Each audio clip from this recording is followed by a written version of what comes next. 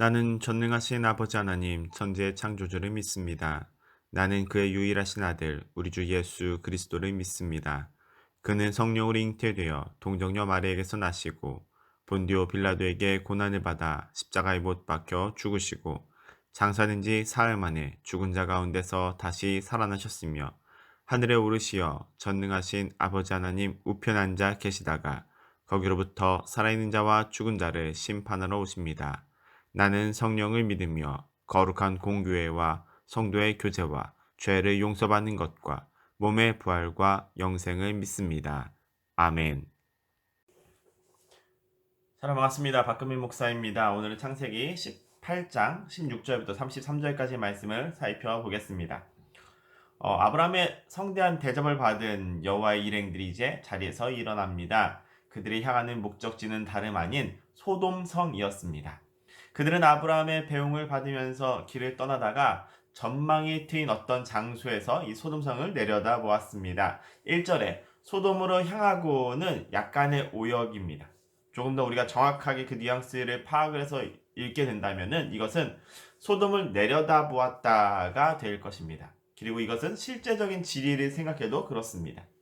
아브라함이 사는 헤브론 지역은 상당한 고지대입니다. 반면에 사해 일대에 펼쳐져 있었던 이 소돔과 고모라는 해수면 아래에 있는 아주 낮은 저지대이지요. 그래서 이들이 소돔을 내려다볼 수 있었습니다. 그렇게 아브라함은 소돔이 내려다 보이는 그 장소까지 여호와의 일행과 동행을 합니다. 그리고 우리는 오늘 본문 17절부터 19절을 통해서 여호와와 두 천사 간의 대화를 엿들을 수 있습니다. 하나님은 아브라함에게 그분의 계획을 알려주셨습니다. 아브라함이 하나님의 계획을 들을 자격이 있다라고 여겨주신 겁니다. 그렇게 아브라함이 하나님의 계획을 듣습니다. 그것은 실로 놀라운 이야기, 바로 소돔과 고모라의 죄악이 심히 무거우니 그곳을 멸하겠다라고 하시는 하나님의 계획이었습니다. 물론 하나님의 계획이 이런 어마무시한 심판만 있었던 것은 아닙니다. 하나님이 아브라함에게 그의 후손들이 얼마나 큰 복을 받게 될지를 말씀해 주셨습니다. 그런데 이것과는 반대로 소돔과 고모라는 이제 엄청난 심판을 받게 될 것입니다. 그리고 이 둘의 사이에 어떤 차이가 있습니까? 바로 의와 공의를 실현하느냐 하지 못하느냐라는 실제적인 차이입니다. 다시 말해서 오늘 하나님은 아브라함에게 너는 너의 후손들을 잘 가르쳐야 될 것이고 너의 후손들은 그래서 하나님의 계명을 잘 순종함으로써 하나님의 계획이 이 땅에서 온전하게 실현될 수 있도록 해야 된다는 사실이 바로 우리들에게 오늘 제시되어지고 있습니다. 그럼 우리 오늘 21절의 말씀부터 다시 한번 확인해 보도록 하겠습니다. 21절의 말씀입니다. 다 같이 함께 읽겠습니다. 이제 내가 내려가서 그 모든 행한 것이 과연 내게 들린 부르짖음과 같은지 그렇지 않은지 내가 보고 알려 하노라. 아멘. 하나님께서 지금 왜 소돔성으로 가시는지 아브라함에게 말씀해 주십니다. 그것은 바로 소돔과 고모라에서 들리는 이 엄청난 아우성이 과연 그들이 행한 실제적인 일들 때문인지 아닌지를 한번 알아보기 위해서였다라는 것입니다. 그런데 이 장면 뭔가 좀 익숙하지 않으십니까? 아마도 바벨탑 사건이 떠오르실 겁니다. 그때도 하나님은 성읍과 탑을 보기 위해서 이 땅에 내려오셨습니다. 왜 이러시는 걸까요? 전능하신 하나님이 설마 지금의 상황을 잘 모르셔서 파악하지 못해서 이렇게 하실 리는 없습니다. 쉽게 말해서 여기에 기록되어 있는 이 알아보기 위해서라는 것은 단순한 수사학적인 표현에 불과하지 어쩌면 형식적인 재판 순서의 일뿐이지 모든 상황과 인과관계를 알고 계시는 하나님은 사실상 지금 소돔을 심판하러 가시는 중이다라는 것입니다. 물론 여기서도 하나님은 실제로 두 천사를 소돔으로 보내셨고 자신의 아브라함과 계속해서 대화를 하시면서 현재 이 장소에 머물고 계시는 것을 우리는 볼 수 있습니다. 그분은 어디에나 편지하고 계시면서 무엇이든지 행하실 수 있는 바로 엘샤다이, 전능하신 하나님이십니다. 우리 23절의 말씀도 한번 살펴보겠습니다. 23절입니다. 다시 함께 읽겠습니다. 아브라함이 가까이 나아가 이르되 주께서 의인을 악인과 함께 멸하시려 하시나이까. 하나님의 계획을 알게 된 아브라함이 하나님께 자신의 생각을 밝힙니다. 이미 아브라함이 지금 이 모든 상황을 다 간파한 것입니다. 그래서 그가 하나님께 탄원을 하고 있습니다. 소돔과 고모라 성을 위한 중재를 그가 시도합니다. 놀라운 일이죠. 그는 마치 협상 테이블에 앉아있는 사람처럼 흥정을 하듯이 하나님께 자기 의견을 지금 펼치고 있습니다. 다시 한번 우리가 앞에 있는 장면이 떠오르게 됩니다. 바로 아까 하나님의 현현을 바벨탑을 보러 내려오신 하나님의 모습이 재현된 것이다 라고 한다라면은 지금 이 장면은 타락한 세상을 구하기 위해서 아주 긴 시간 동안 방주를 지었었던 바로 그 노아, 그래서 세상을 결국 구원한 그 보존자가 되었던 노아를 떠올리게 합니다. 그리고 지금 아브라함 역시 그때 그 노아처럼 소돔을 보존하기 위해서, 그들을 구하기 위해서 자기의 의견을 피력하고 있습니다. 어떻게 감히 하나님과 협상을 할 수 있는 걸까요? 그런데 그에게는 지금 어떤 확신이 있기 때문에 이렇게 할 수 있는 겁니다. 그것이 바로 무엇이냐? 하나님은 어떤 분이시냐면 하나님은 의인을 보존하시는 하나님은 의인을 남기신다는 그 확신이 있었기 때문에 그가 하나님과 지금 흥정을 할 수 있는 겁니다. 그래서 그는 감히 하나님의 심판이 정당한지를 묻습니다.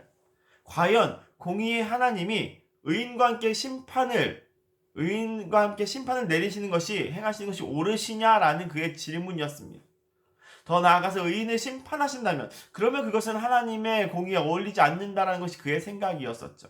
그리고 이 확신은 하나님이 공의의 하나님이 되시기 때문에 절대로 의인을 함께 멸망시킬 리가 없다라고 하는 그의 확신이 하나님 앞에서 자기를 더욱더 담대하게 나아갈 수 있게 해 주었습니다. 그가 이제 하나님께 묻습니다. 주님, 주께서 과연 저 의인들을 악인들과 함께 멸하시는 것이 옳은 일입니까? 진정으로 저들과 함께 의인과 악인을 함께 멸하시렵니까? 그러면서 아브라함은 소돔에 50명의 의인이 있다면 마땅히 소돔을 용서해 주셔야 되는 것 아니냐라고 묻습니다. 자, 그러면 이때 아브라함은 왜 50에서 시작을 하는 것일까요? 이 소돔성은 왕이 있는 도시국가이자 그 땅, 그 가나안의 맹주 도시였습니다. 시기적으로 봤을 때 이때가 고대였으면 우리가 감안해 본다 하더라도 우리는 소돔의 이 규모가 적어도 몇천 명은 살았을 도시였을 거라고 추정을 해볼 수 있습니다. 그러니까 이 숫자는 아브라함이 생각한 최소한의 숫자였던 것입니다. 수천 명 중에서 적어도 의인 50명 정도 있지 않았을까라는 그의 생각이 있었던 것이죠. 하지만 이렇게 협상이 진행되면 진행될수록 우리는 점점 더 유리해지는 아브라함의 상황과는 다르게 협상이 계속되면서 아브라함은 점점 더 유리해지죠. 점점 더 인원을 줄여갑니다. 의인의 숫자를 줄여갑니다. 점점 더 유리해지는 이 아브라함의 상황과는 달리 아브라함이 점점 더 그 자신감을 잃어가는 것을 확인해 볼 수 있습니다. 그러다가 급기 어떻게 되느냐면은 그가 주저하는 질문으로 마치게 되는 것을 우리가 확인하게 되는 것이죠. 분명히 협상에서 아브라함이 아주 유리한 위치에 서게 됐음에도 불구하고 마지막이 좀 깨름칙합니다. 아브라함이 제시하는 의인은 45명에서 40명으로 30명에서 20명으로 그러다 결국 10명까지 내려가게 되었습니다. 그리고 협상은 이제 10명에서 멈추게 되죠. 그 또한 더 이상의 면목이 없었기 때문일 겁니다. 그리고 이 협상의 결과는 우리가 모두 다 잘 알고 있는 것처럼 소돔과 고모라의 멸망이었습니다. 하나님이 그분의 계획과 심판에는 단 한치의 오차도 없다라고 하는 사실이 다시 한번 드러나는 순간이지요. 사랑하는 화랑교회 성도 여러분, 아브라함의 중재에도 불구하고 소돔과 고모라는 결국 멸망했습니다. 가끔씩 누군가가 기도를 요청해 올 때가 있습니다. 그러면 기도를 요청받으면 최대한 열심히 하려고 합니다. 기억이 날 때마다 열심히 하려고 합니다. 그런데 정작 그 사람이 기도를 별로 하지 않는다는 느낌을 받거나 그럴 때를 확인하게 될 때가 있습니다. 난 열심히 기도하고 있는데 정작 당사자가 기도를 별로 안 하고 있을 때를 알게 될 때가 있습니다. 그러면 정말 좀 서운합니다. 답답하죠. 아브라함이 딱 그렇습니다.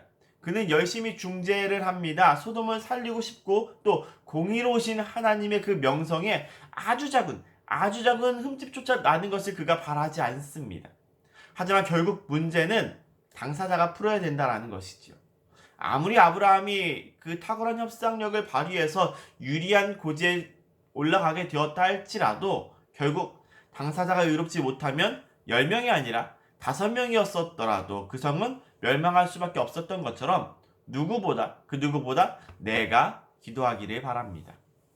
결국에는 나보다 더 간절히 기도할 사람은, 그리고 또 기도해야 되는 사람은 결국 나라는 사실을 기억하시고 하나님 앞에 서 있는 단독자로서 깊이 있는 하나님과의 교제를 이루시는 저와 여러분, 우리 모두가 되기를 주님의 이름으로 간절히 축원합니다. 함께 기도하겠습니다. 거룩하신 주님, 모든 것을 아시고 한치의 오차도 없으신 그 계획과 또 그 계획을 이루시는 주님을 우리가 기억합니다. 주님의 뜻을 알며 주님의 계획을 아는 것에 그치지 않고 그 계획에 합당한 삶을 살게 하여 주옵소서. 주께서 아브라함과 독대하셨던 것처럼 주님과 합한 사람이 되기를 원합니다. 세상을 중재하며 탄원할 수 있는 성품의 소유자가 되게 하여 주옵시고 그러한 사람이 될 수 있도록 주님과 늘 깊이 교제하면서 기도하는 성도가 되게 하여 주옵소서. 오늘 하루의 삶도 주님께 맡깁니다. 주님께 감사 영광을 올리오며 우리 주 예수 그리스도의 이름으로 간절히 기도하옵나이다. 아멘.